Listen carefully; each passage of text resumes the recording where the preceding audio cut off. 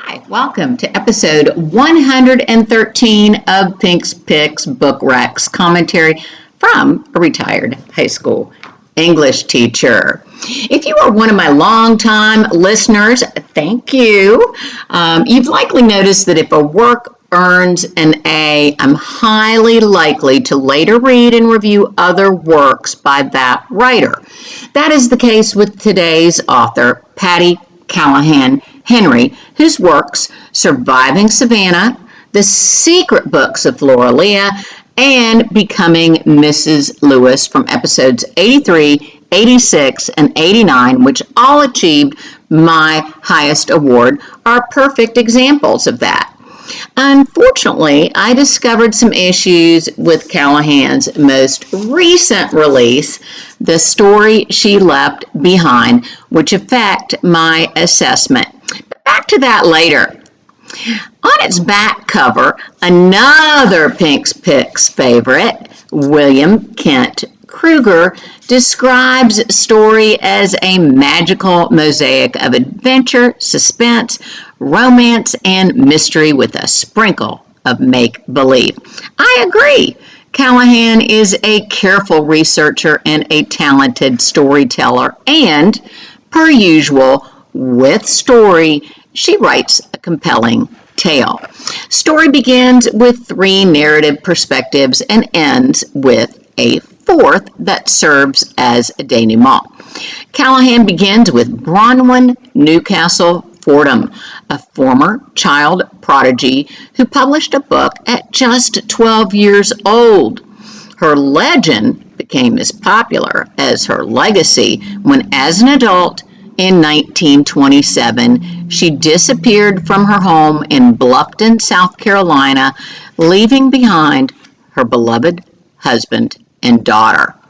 Chapter 2 flashes forward 25 years to November 1952 and introduces Bronwyn's now 33-year-old daughter, Clara, an artist who has a child of her own.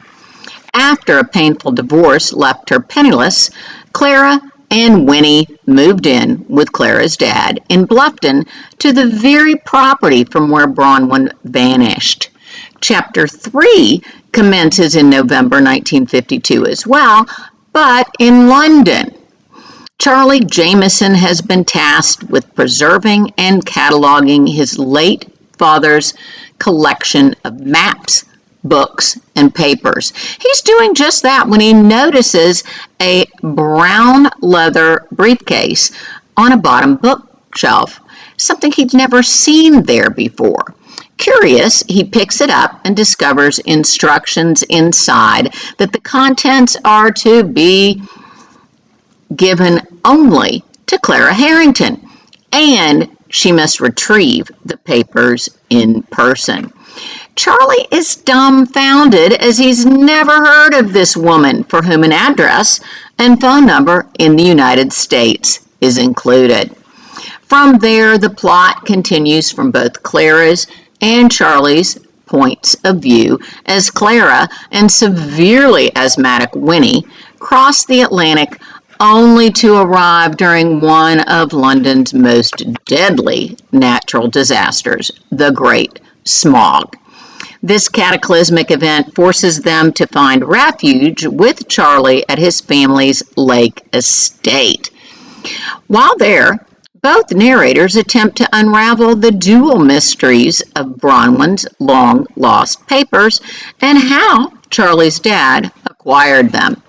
As in all of Callahan's aforementioned novels, I learned from her words. Interestingly, Story was inspired by actual child prodigy Barbara Newhall Follett, who also disappeared as an adult but in Boston in 1939. I'd read before about the Great Smog and that London's 1956 Clean Air Act was a result. I was unaware that later statistics cite it as the cause for up to 12,000 deaths. I love Callahan's overarching themes regarding the power of shame, guilt, love, forgiveness, and reconciliation. I do not like the license that she takes with facts and figures that are not essential to the plot and could have been omitted entirely.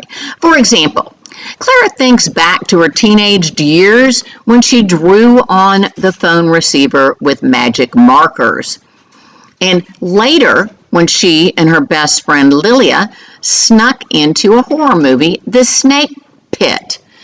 Clara would have been in her teens in the 1930s.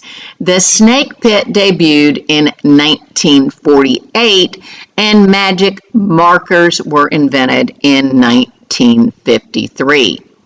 Lilia later wears pantyhose in 1952, but they weren't invented until 1959.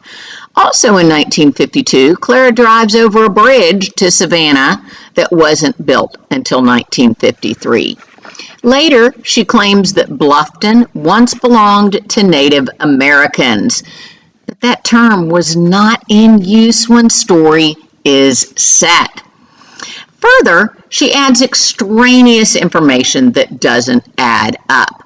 On page 100, Clara says, "It looks like it's 10 at night outside, and it's only 4:30, attributing the darkness to the smog. Though that would have contributed to visibility, London in December is dark by that time, regardless." On page 25, Clara explains that her parents met when her dad was in medical school at Harvard while her mom worked for the Boston Herald. Yet, in an interview on page 83, Clara's dad said he was at the Harvard Library looking for a copy of Great Expectations for his literature class. What medical student, particularly in their last year, has time to take an English class? Possible, but improbable. Though in her endnotes, Callahan writes that she took liberty with dates and facts for the sake of the story. To me, these exceptions don't add to the plot. The story she left behind is a good read, but it is a B read, not an A. Until next time, please take good care of yourself, make good choices, and do your homework. Bye-bye.